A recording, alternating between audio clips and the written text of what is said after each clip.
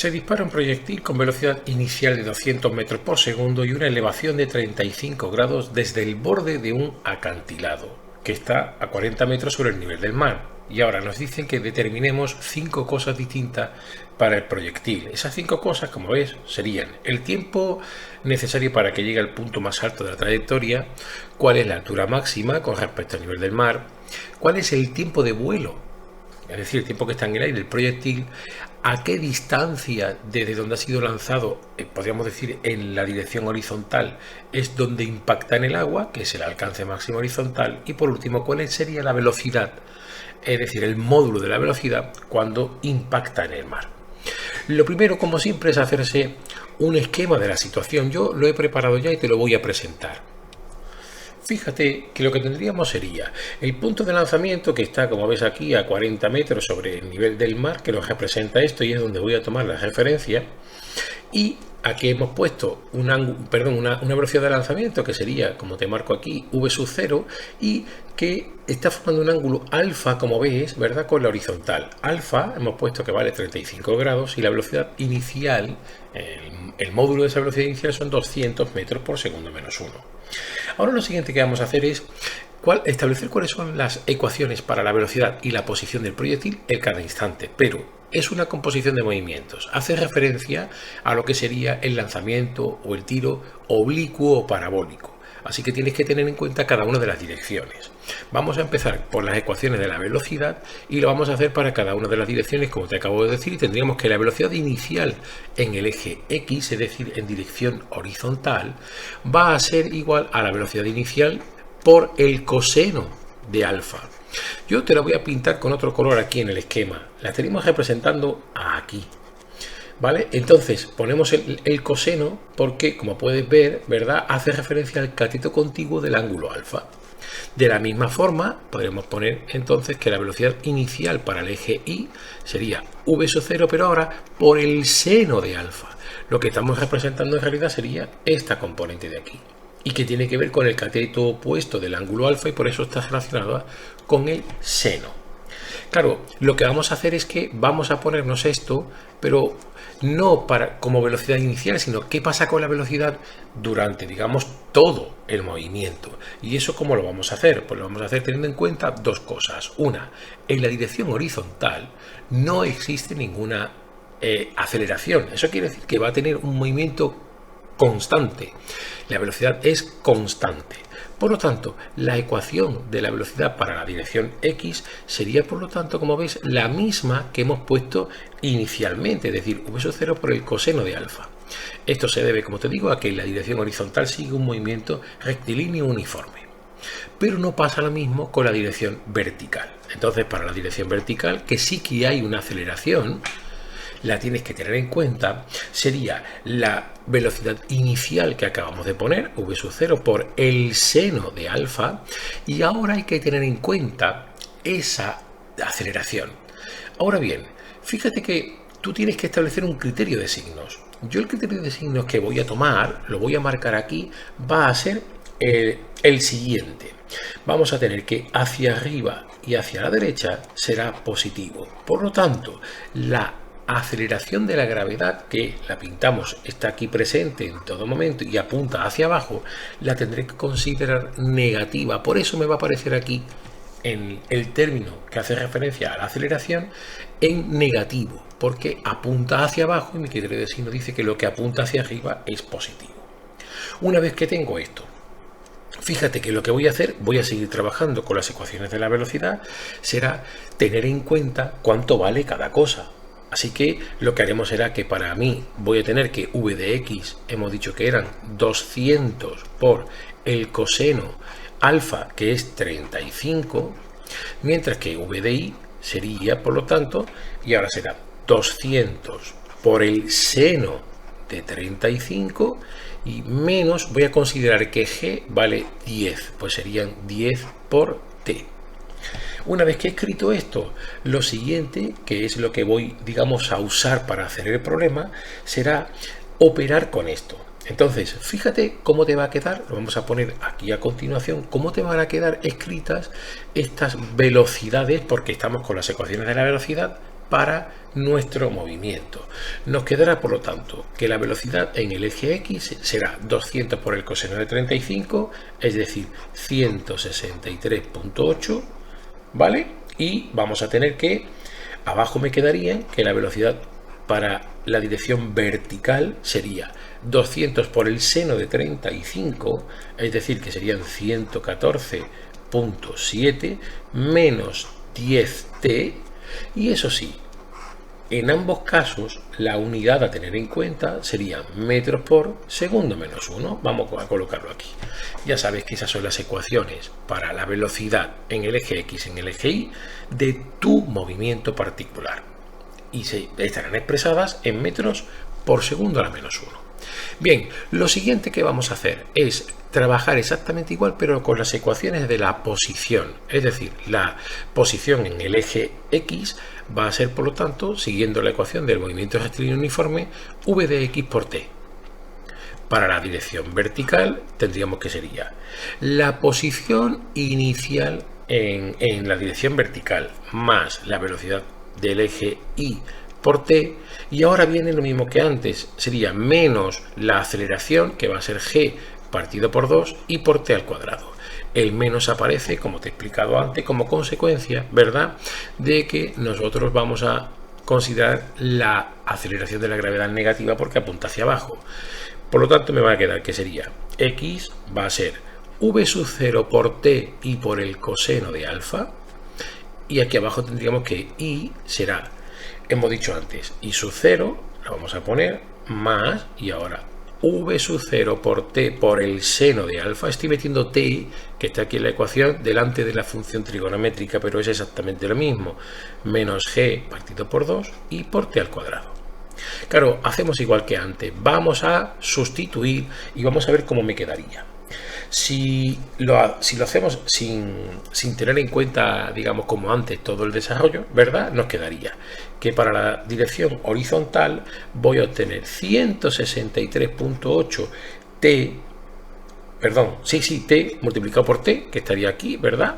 Fíjate que lo que tendríamos es v sub 0 por el coseno de alfa, que era esto que tenías aquí, 163.8, por lo tanto, multiplicado por t, y aquí lo que voy a tener sería que y va a ser la posición inicial en el eje Y, que estaba 40 metros por encima de la referencia, por lo tanto, la tenemos que poner aquí, más, ahora, lo mismo, esto eran el v sub 0 por el seno de alfa, eran 114.7, y me quedarían t, menos, y eran 10 la g, pero partido por 2, 5, pues 5t al cuadrado.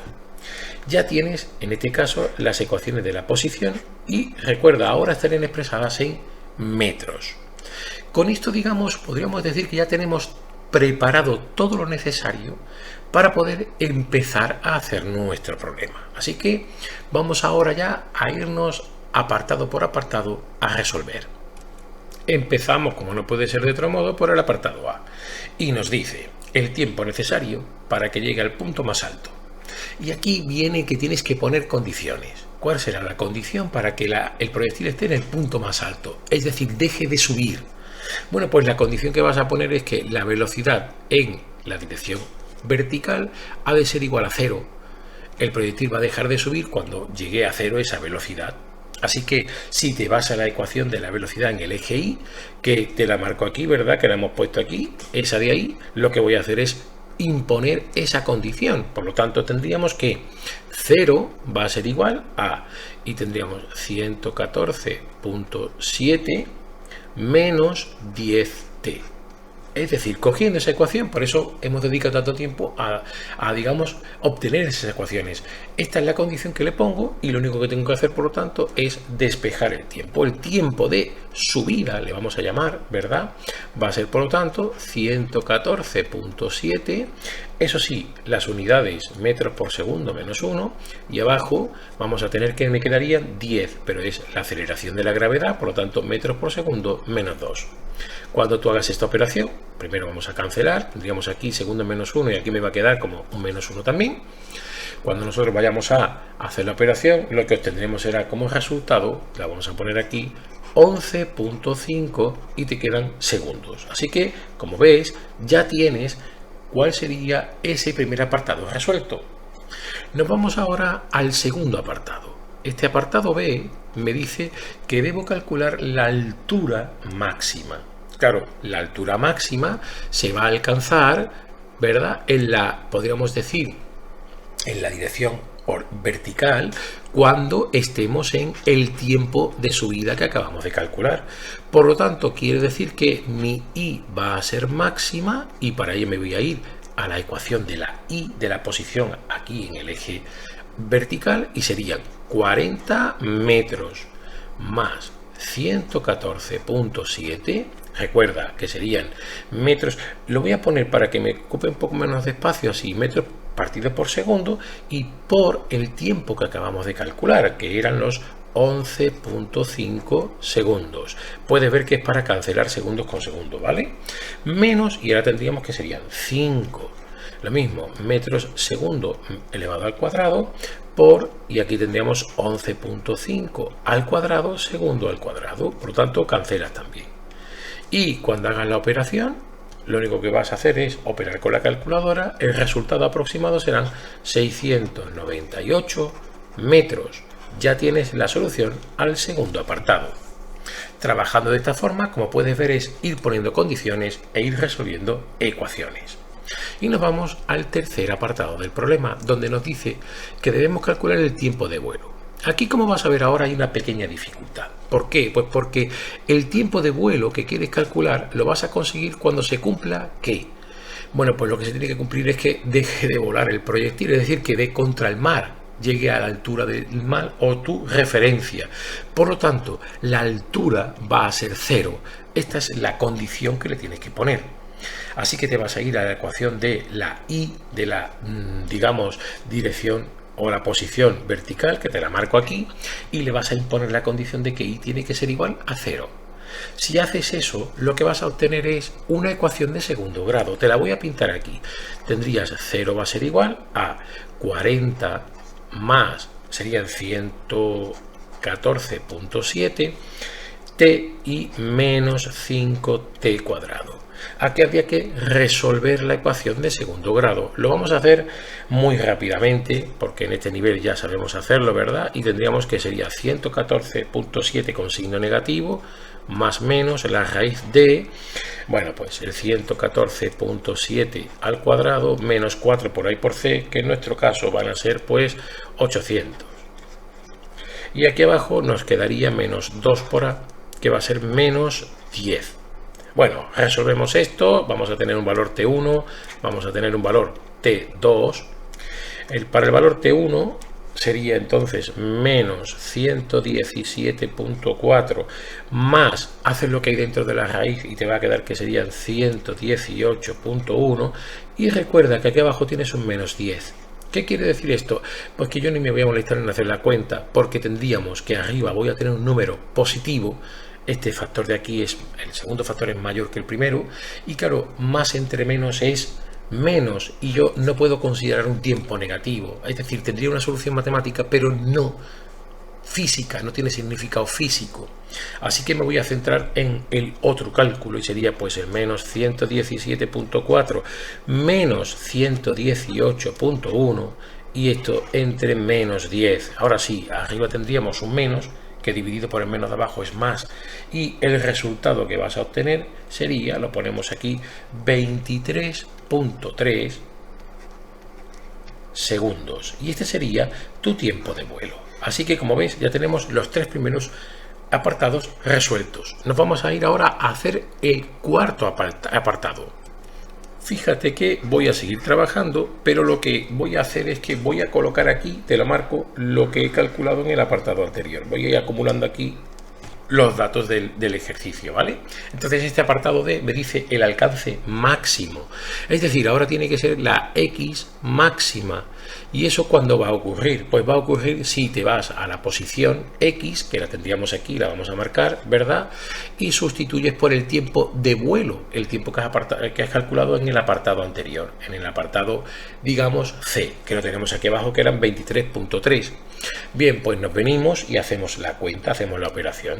Tendríamos que es 163.8 y vamos a ponerlo así, metros partido por segundo por, y ahora hemos dicho 23.3 segundos. cancelamos y fíjate que el resultado es muy rápido, 3.817 metros. Con esto tendríamos el cuarto apartado resuelto. Y nos vamos a venir al último apartado, en el que nos habla de lo que sería el módulo de la velocidad. ¿Por qué me dice lo del módulo de la velocidad? Fíjate que un simple esquema. Si tenemos en cuenta que esto sería el agua y que nuestro proyectil tiene dos componentes de la velocidad, tendríamos por un lado que viene para acá la componente de la velocidad Vx, ¿verdad? Perdón, Vi, mejor dicho, la vertical, y aquí tendríamos una componente que es Vx, que era constante. Pues parece claro que la suma de estas dos sería la velocidad con la que va a impactar en el agua, que es la que yo quiero calcular.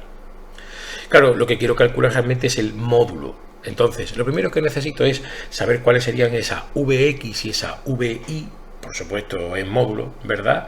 Para poder después calcular el módulo que necesito. Así que vamos a ponerlo aquí, v de x, que se va a, la vas a obtener para el tiempo de vuelo.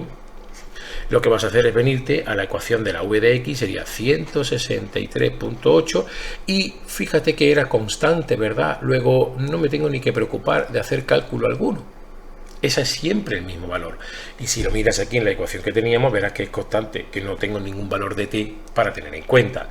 Y vamos a hacer lo mismo, pero para v de y.